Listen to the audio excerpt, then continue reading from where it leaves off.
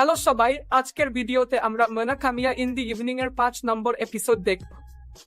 এপিসোডটা শুরু হয় মোনা স্কুলে যাওয়ার সময় বৃষ্টিতে ছাতা নিয়ে। পথে সে কুরেবাকে দেখে যে ছাতা ছাড়া দাঁড়িয়ে আছে। মোনা কুরেবার কাছে গিয়ে জানতে চায় সে দাঁড়িয়ে আছে কেন। কুরেবা বলে সে বৃষ্টির কথা ভাবেনি যখন বাড়ি থেকে বেরিয়েছিল আর তার ছাতা নেই। তখন মোনা ভাবে এটা তার জন্য কুরেবার সাথে কাছাকাছি আসার সুযোগ। সে কুরেবাকে তার ছাতা শেয়ার করার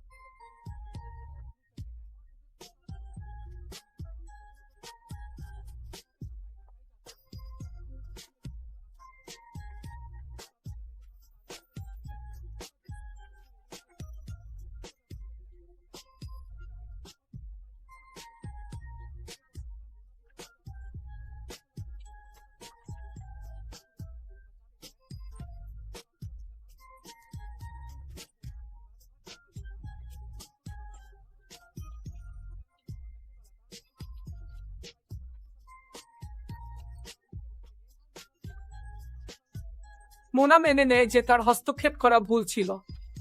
তারপর আসাইনা এসে আরো কথা বলা শুরু করে, কুরেবার সাথে মোনার সম্পর্ক সম্পর্কে জিজ্ঞাসা করতে থাকে।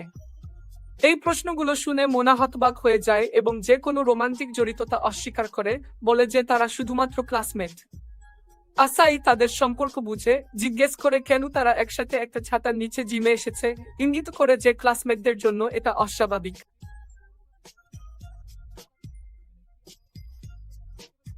মোনা মেনে নেয় যে সে আর কুরেবা একসাথে ছাতা ভাগ করেছিল। তারপর আসাইনা মোনাকে কুরেবা এবং অন্যদের সাথে তার উদ্দেশ্য সম্পর্কে জোরালোভাবে জিজ্ঞাসা করা শুরু করে। অবাক হয়ে মোনা কুরেবাকে ডেট করতে চায় না অথবা একাধিক লোককে ডেট করতে চায় না বলে অস্বীকার করে, আবারও নিশ্চিত করে যে তারা শুধু ক্লাসমেট। আসাইয়ের টিমমেটরা এসে তাকে নিয়ে যায়। পরে মোনা আসাইনাকে প্রথম বর্ষের এক মেয়ে সম্পর্কে জিজ্ঞাসা করতে চেষ্টা করে যে কেন, বলে সে কুরেবাকে চেনে, যে খুব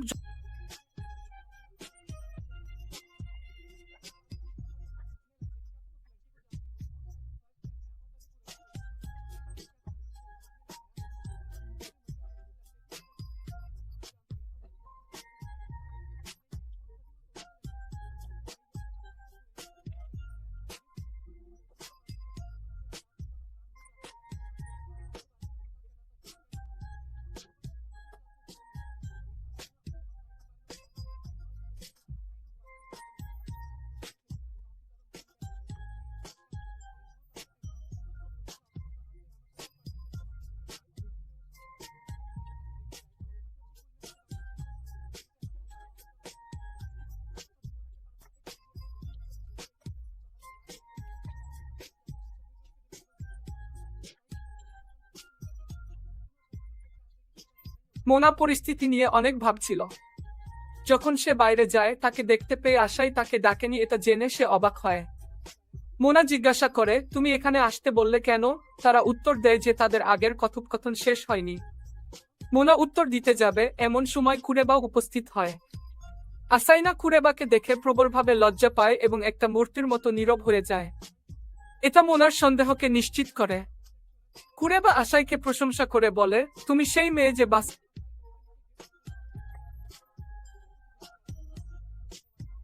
চ্যানেলের বর্তমান অবস্থা সবাই জানে। লজ্জা পেয়ে সে লোকটি চলে যায়, পরাজিত হবে না বলে ঘোষণা দিয়ে এবং পরিস্থিতি সামলাবে বলে প্রতিশ্রুতি দেয়। মোনা আজ করতে পারে, এরপর কি করতে পারে? পরদিন বৃষ্টি হচ্ছিল দেখা যায় এবং মোনা ক্লাসে আশাই নিয়ে ভাবছে।